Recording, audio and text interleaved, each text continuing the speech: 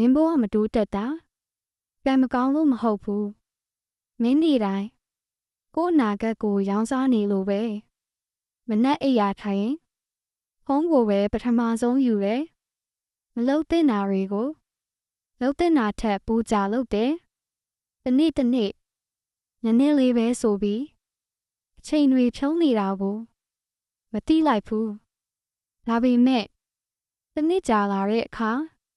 အဲ့ဒီနည်းနည်းလေးတွေကကြီးမားလာတယ်အောင်မြင်သူတွေနဲ့မအောင်မြင်သူတွေကွာတာကအရေးချင်းမဟုတ်ဘူးသူတို့နေ့စဉ်ရွေးချယ်မှုတွေကွာတာပဲမင်းနေတိုင်းဘာကိုရွေးနေလဲရွေးတာလားလိုအပ်တာလားဒီနေ့ကစပြီးနည်းနည်းခက်တာကိုရွေး6 လကြာမှာမင်းဘဝပြောင်းလဲလာလိမ့်မယ်မင်းသဘောတူရင်